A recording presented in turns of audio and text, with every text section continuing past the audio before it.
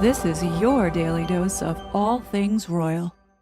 Breaking news: Prince Harry is getting sued by Sentebale.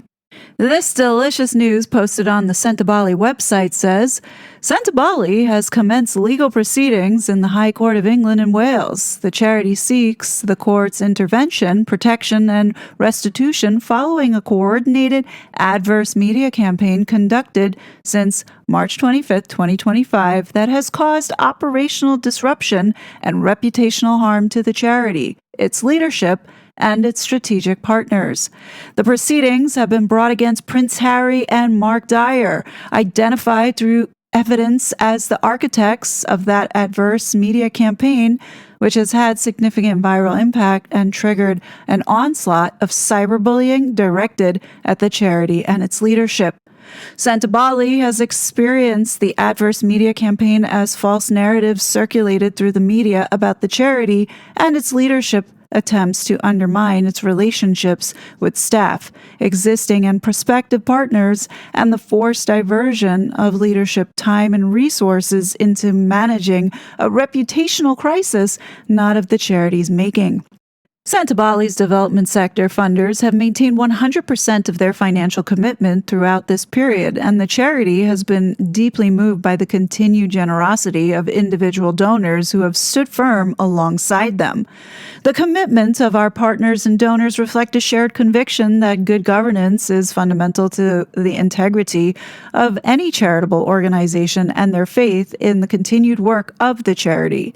It is also a reflection of the resolve of the board and the teams in Lesotho and Botswana who have remained resilient and focused on the work in the face of sustained pressure. At a time when international aid is contracting and the needs of children across southern Africa are growing, the work Sentebale delivers for 78,000 young lives is increasingly critical. The charity should not continue to use its resources to manage and address the damage this adverse media campaign has caused to its operations and partnerships. This must stop. The board and executive director have taken this legal action to secure that protection. The costs of doing so are met entirely by external funding, and no charitable funds have been used. The board and executive director trust that those who believe in Sentebale's mission will understand why this legal action, whilst difficult, was necessary and important, and will continue to stand with us as we focus on the work ahead.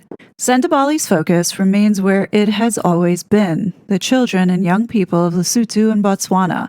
Sentebale does not intend to comment further on this matter while legal proceedings are ongoing, issued by the Board of Trustees and Executive Director of Sentebale.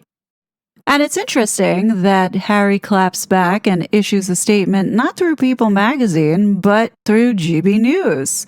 In a statement made by Harry's spokesman, it says here, they categorically reject these offensive and damaging claims. In the full statement, it reads, as Sentebale's co-founder and a founding trustee, they categorically reject these offensive and damaging claims. It is extraordinary that charitable funds are now being used to pursue legal action against the very people who built and supported the organization for nearly 2 decades, rather than being directed to the communities the charity was created to serve. Well, clearly that's not true, but obviously Harry thinks that he can continue to keep defaming this charity in hopes that Sophie Chandoka is going to fail because he's bitter that he was pushed out. And I think all the defamation and the Sussex Squad attacks that were going after Sophie Chandoka was hoping that the charity would fail to drive Sophie to step down or walk away so Harry can come back and save it. I truly believe that this is what was inside of Prince Harry's head at the time when he unleashed his media machine and his online attackers called the Sussex Squad. And what I think provoked it even further was those attack dogs that Harry unleashed onto Sophie Chandoka went ahead and took it a step too far by doing things to sabotage Sentebale. We might not have heard about it because we're not focused on that right now, but I can guarantee that Harry has a little squad specifically dedicated to going after and tearing down this organization. I see this as a good thing because what this will ultimately do, it will expose the trolls that he pays and hopefully stop it, put an end to it. And I think the organization is right to do this. If there is indeed the continued harassment and attacks on the Sentebale brand, as well as the people trying to do the work, then of course, why not take Harry to court and, make him pay for it? I think it's about time this guy is held accountable. We'll be paying very close attention to seeing how all of this turns out. But moving on to the main purpose of this video is something that I saw today posted by Dan Wooten in his recent take on Sadiq Khan's speech at Cambridge yesterday on disinformation. This is one of the most dangerous things I have ever seen. And the fact there is not widespread outrage about it in the MSM illustrates what trouble we are now in. The disunited Kingdom's Islamist Mayor Sadiq Khan is now threatening to lock up social media users who reveal the shocking truth about the surging crime in lawless London. Chris Rose of Reform UK revealed overnight Sadiq Khan has called on ministers to take stronger action against social media companies that spreads what he calls disinformation about London's crime rates. Clapham looting, constant shoplifting, multiple stabbings and shootings, but you posting about it is the problem. And this morning, Khan himself confirmed the news, ironically, in a post on Elon Musk's X, where he wrote, "Disinformation about London has become a global industry. The new outrage economy is growing, and it's eating away at the bonds that hold our society together. That's why I'm calling for urgent action from social media companies and government." Of course, Khan didn't deliver this speech to Londoners, but rather in front of a group of globalists in Cambridge, where he said, "We're right to expect big tech to do better, but we should not rely on it. If platforms fail to act, the state must have the tools to make them. That's why I'll continue lobbying the government publicly and privately to take a much tougher approach. We need a new central body with the agility and authority to protect our democracy from disinformation and deal with the scale and speed of this crisis. And we need more aggressive enforcement of the rules we already have. Because unless regulators like Ofcom have the power to hit companies where it hurts, they'll keep on getting away with it." I want to add some deeper color so we can stay ahead of what's really unfolding and what's driving this. Details most people are completely missing amid all the distractions and noise that we're seeing right now. Dan is absolutely right that this is one of the most dangerous things he's ever seen. But I don't think he nor anyone else fully grasps just how dangerous it is and what I see now unfolding. If you're awake, then you realize that things are quietly being put into place while the media is distracting all of us. This is not just about Harry and Meghan, but what is happening in the world at this moment in this reset we are seeing with global powers. That's why I'm taking this time to break it down, so at least we can try to prevent everyone from falling into this trap. Let's just get this out of the way. The UK political aristocratic elite do not believe in free speech. They believe in free speech in Parliament, but not for everyone else. Hence, the reason why they have such a problem, including the royal family, with social media. They don't like that they can't control it. As I've stated before, Elon Musk buying Twitter saved us more than people really understand. Governments, including the United States, were taking control of what people were allowed to say and think online. And our governments were involved with cognitive and information warfare on its own citizens. If this topic piques your interest and you want to learn more about the origins of how we got here, especially with Harry and Meghan, please go back and listen to the psychological warfare series I did and how Harry and Meghan and the royals are wrapped up in all of it. I'm going to go ahead and say it. Megxit is a lie, and in my opinion, one of the biggest disinformation campaigns that was run on the British and American people. Now, one of the many blessings to come out of the Twitter files was the GOP judiciary oversight investigating the weaponization of the Biden administration on free speech, where I've gone into excruciating details over Prince Harry's involvement with undermining the U.S. Constitution and the will of the people to carry out for the left this censorship agenda that is now being driven from Europe, Australia, and the UK. The beating heart of the censorship industrial complex was the Department of State's Global Engagement Center, otherwise known as the GEC. Before I get into talking about how this is relevant to Dan Wooten's spotlight on Sadiq Khan, it's important I walk you through the story of the GEC. As I've said, this all goes back to Obama and keeping Donald Trump out of the White House and installing the puppet they wanted for the United States to carry out this globalist agenda being orchestrated across the West. So, real quick summary, the GEC evolved from an earlier Obama-era entity called the Center for Strategic Counterterrorism Communications, or CSCC, created in 2011 and was formalized by Executive Order 13721. Congress expanded its mandate in the 2017 National Defense Authorization Act and amended it in 2018 to recognize, understand, expose, and counter foreign state and non-state propaganda and disinformation efforts, targeting U.S. national security interests, allies, and partners.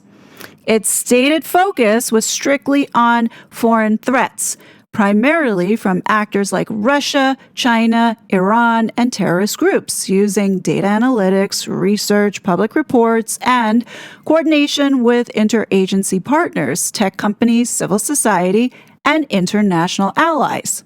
Here's the key part here.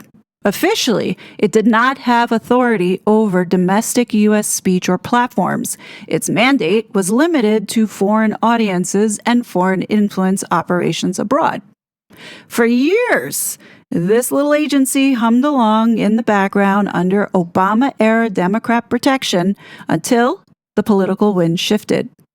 On December 23, 2024, its legal authorization quietly expired. A Republican-led Congress simply refused to renew it in the final defense and funding bills, despite the Biden team's desperate push for a multi-year extension. This is just like that FISA shit that's going on.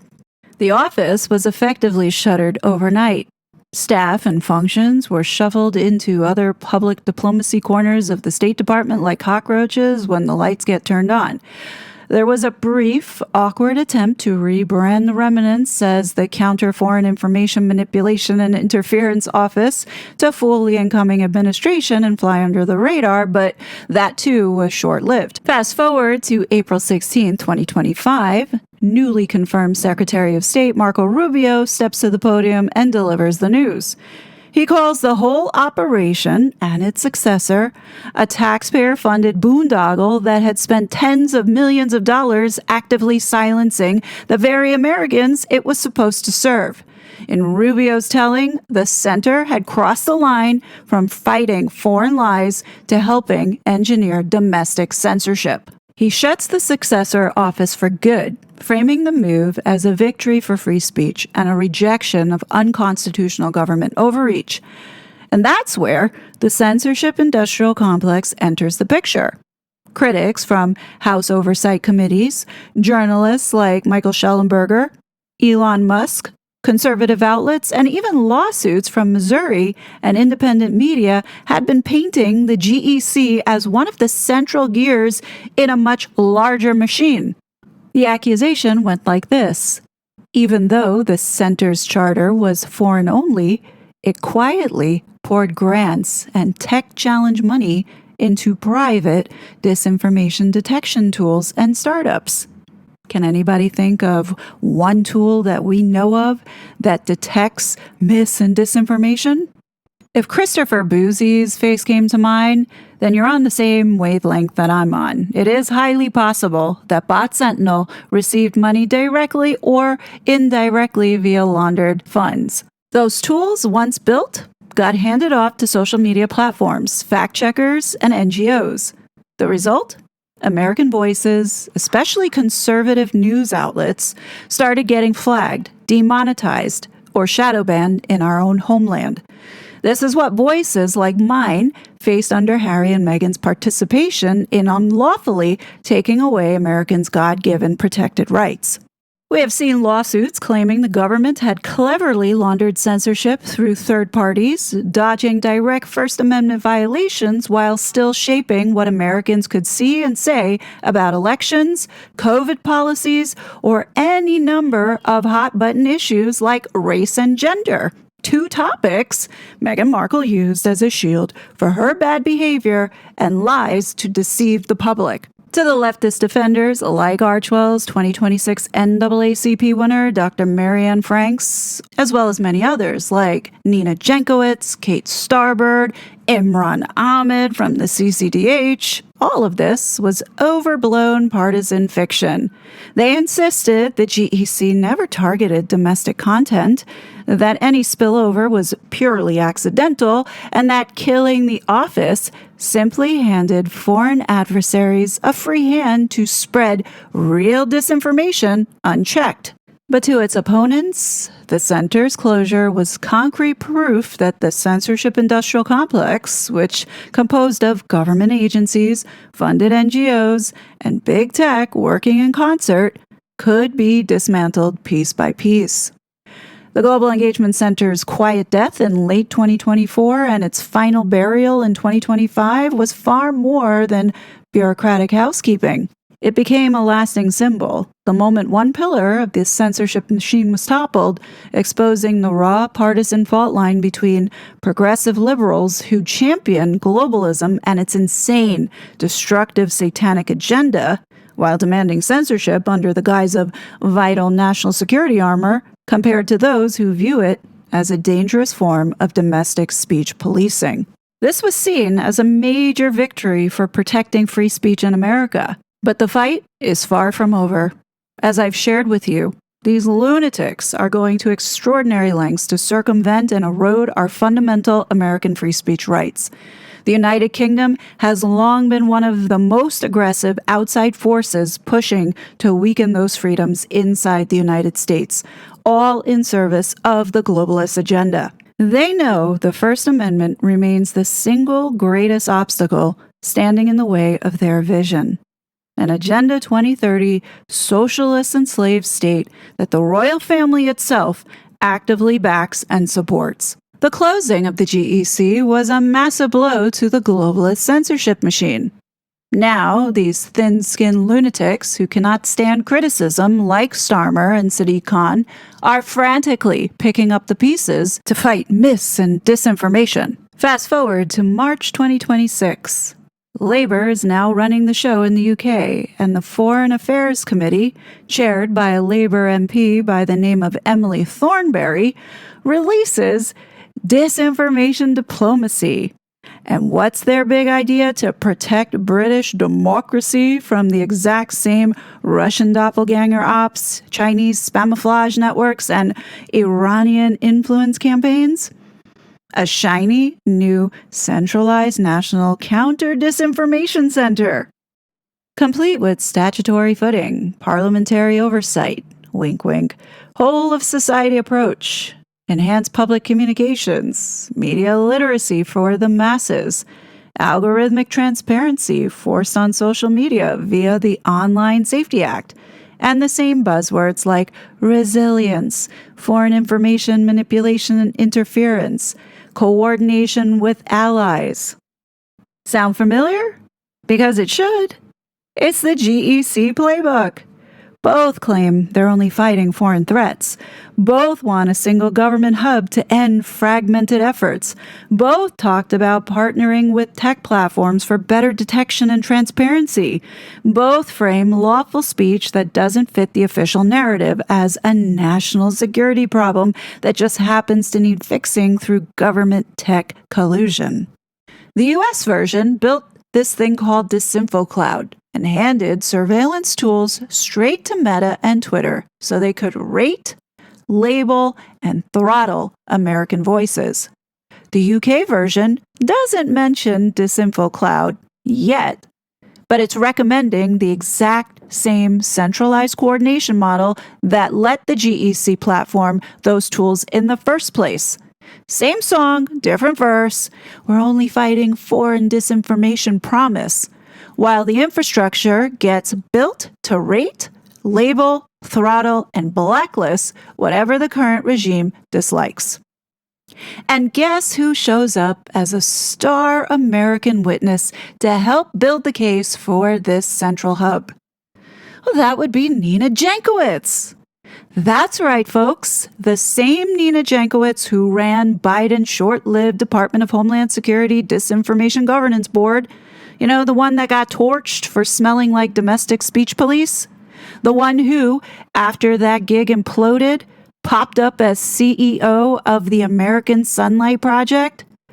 She is now formally listed in the UK report as a key expert witness. So what does she tell the Labor Committee in her testimony?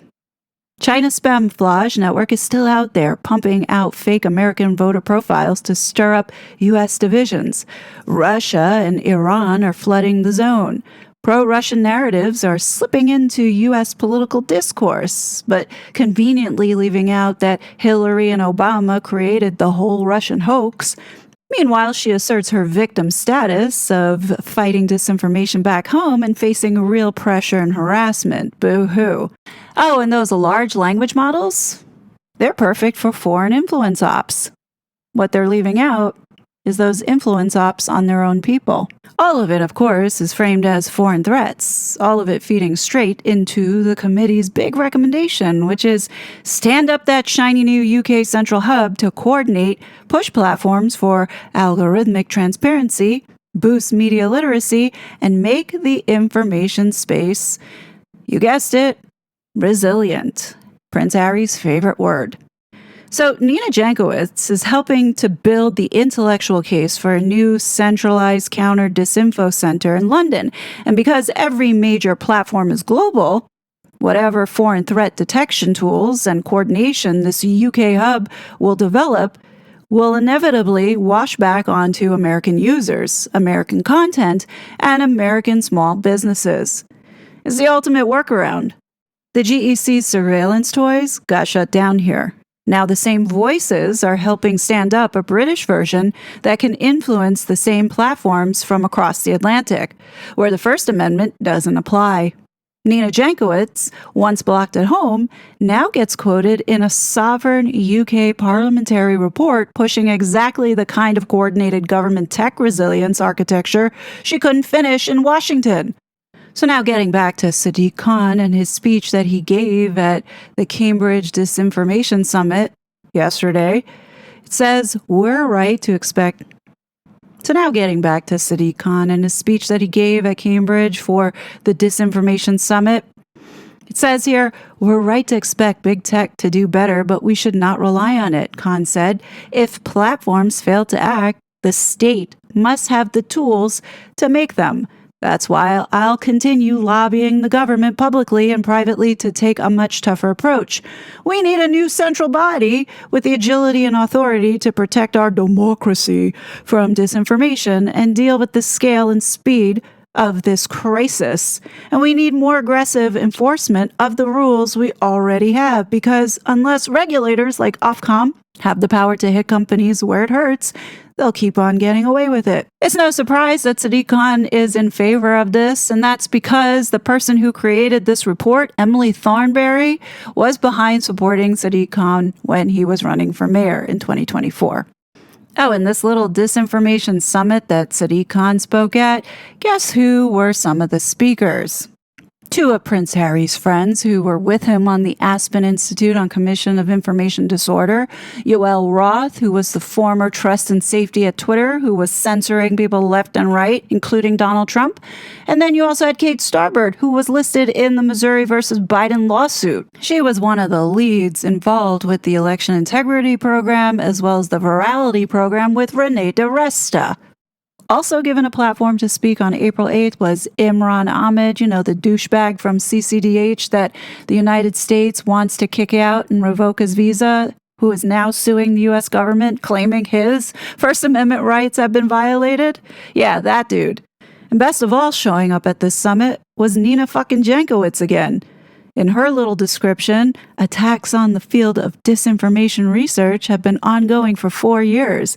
These smear campaigns against researchers and the institutions they represent can lead to significant physical security implications for those targeted. In this interactive workshop, Nina Jankowicz, who has dealt with sustained attacks and threats against her and her family, will give tips on how to proactively address these challenges, protecting your data, your safety, and your peace of mind. The timing of all this is not coincidental because essentially what they're trying to do here is get money to create this agency. So that's why it's important to understand what Sadiq Khan is doing here. Other than gaslighting, there's actually a purpose behind it, which is to get this funding so this agency could be set up for his friend Emily Thornberry. The Guardian added disingenuously to its report the Labour mayor has long been a target for Islamophobic and other abusive social media posts, particularly when he has sparred with Donald Trump. More recently, this has expanded into masses of content describing London as, in Khan's words in the speech, a fallen city overtaken by Islamist immigrants where crime goes unpunished and basic decency has all but disappeared. Just like those dissenting voices who talked about Meghan's moon bump were silenced, Sadiq Khan wants to do the same thing about people telling the truth about what's going on in London. Because it is something that will cost him his job, for sure, if more and more people see that he's a complete fuck-up. Meghan Markle, same thing. Now, I think many of you who have been following this channel are using a little bit more of your common sense and putting two and two together, recognizing reasons why Harry and Meghan are doing certain things, like focusing their efforts now more on international endeavors and working closer and trying to get back to the UK. Well, the money dried out here in the United States from all that taxpayer money that Biden had been throwing out the window to these assholes. You know, as I said before, Harry and Meghan are going to continue to keep grifting off the taxpayer, but it's not going to be the American taxpayer. It's going to be off the backs of the UK, the EU, Australia, Canada, for all this globalist shit that they're trying to push, because they are part of the whole machine. And the same goes for the other Americans who continue to keep pushing this censorship complex overseas, like Kate Starbird, like Yoel Roth, like, what's her name? Nina Jankowicz. Just because the USAID is done doesn't mean that the United Kingdom, Australia, Canada don't have a similar setup. Of course, they're going to be giving taxpayer money to these initiatives because this is what the globalists still want. And that's why those who are in the UK need to be aware that the Labour government is actively and aggressively pushing to get funding to build this center. And I don't know, how much your voice counts, but you need to raise it and say no and prevent this from happening. Dan Wooten is absolutely correct when he says that this is dangerous. They put these tools into play and they build these laws around it. Forget about the United States for a second, since we have somewhat of protection. Think about everybody else. Think about what went on when we didn't know that this censorship industrial complex existed and people were getting taken down left and right with no explanation. Imagine that happening again, and you can't do anything about it. That's why this needs to be stopped now. So I thought it would be important to talk about this today. Clearly, things are catching up for this couple, and it's not looking good. But what do you guys think? Definitely let me know your thoughts below. As always, I will be back with more content. But until then, please be safe, and I'll talk to you later. Bye! It was such a fraud.